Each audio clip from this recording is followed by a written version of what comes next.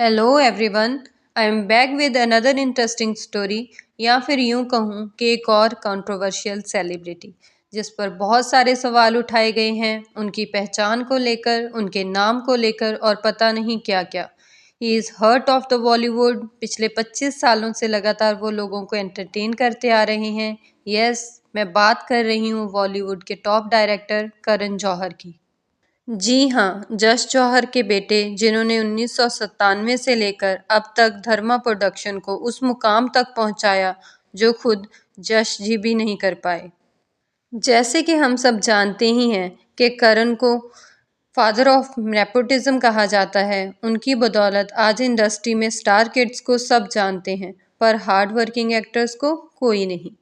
वरुण धवन से लेकर अनन्या पांडे तक, आलिया भट्ट से लेकर शनाया कपूर तक, सबका डेब्यू किसने करवाया है? करण ने।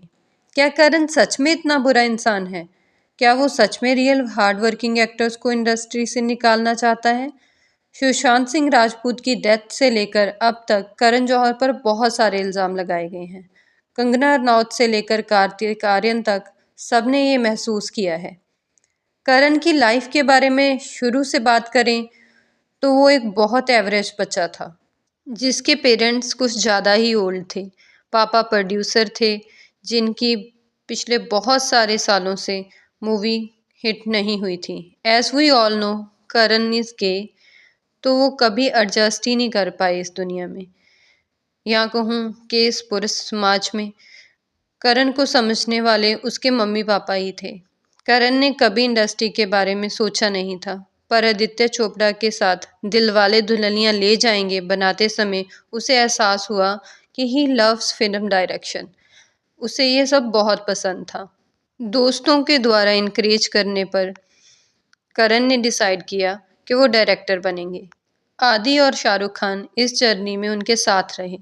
करण ने मोस्ट आइकॉनिक मूवीज बनाई। कुछ कुछ होता है, कभी खुशी कभी गम, कभी अलविदा ना कहना, एक के बाद एक हिट्स।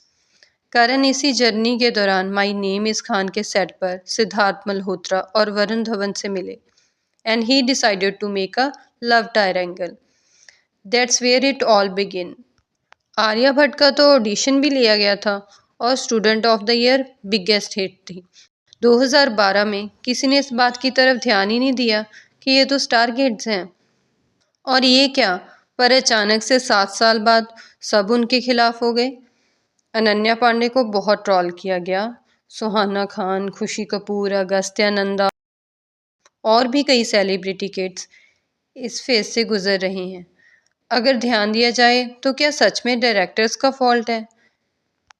जहाँ तक हम देख पा रहे हैं, it's because of media. Media उनको ही ज़्यादा हाईलाइट क्यों करती है? हमेशा उनके ही बारे में बातें क्यों करती है? इवन द ऑडियंस ये भी उनकी पर्सनल लाइफ को जानना चाहते हैं। तो क्लियरली इसमें डायरेक्टर नहीं बल्कि मीडिया ही रिस्पॉन्सिबल है। स्टार किड तो रणबीर कपूर भी है, श्रद्धा कपूर भी है, तो उनके बारे में कुछ क्यों नहीं कहा जाता?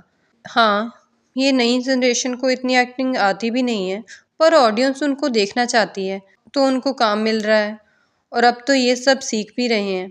अनन्या पांडे की एक्टिंग में बहुत चेंज आया है। सारा अली खान भी अच्छा कर रही हैं। धीरे धीरे शायद सब सीख जाएंगे, पर किसी एक आदमी को इसका जिम्मेदार ठहराना कहाँ तक ठीक है?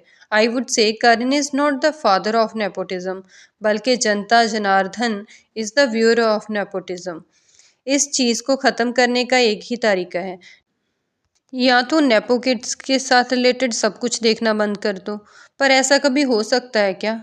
नहीं हो सकता, राइट? क्यों ना हम सब अपनी सोच को बदलें। नेपो किड्स को ट्रोल करने की जगह हम जेन्युइन हार्ड वर्किंग एक्टर्स को सपोर्ट करें, उनकी रील्स शेयर करें, उनको ज़्यादा देखें। मीडिया उनको ही ज़्यादा सपोर्ट करेगा तो शायद सब एक्टर्स के लिए पीसफुल माहौल बन सकता है। But again, I am not a dictator. If you agree with me, do not forget to share it with others. And if you don't, then it's alright. Thank you for watching.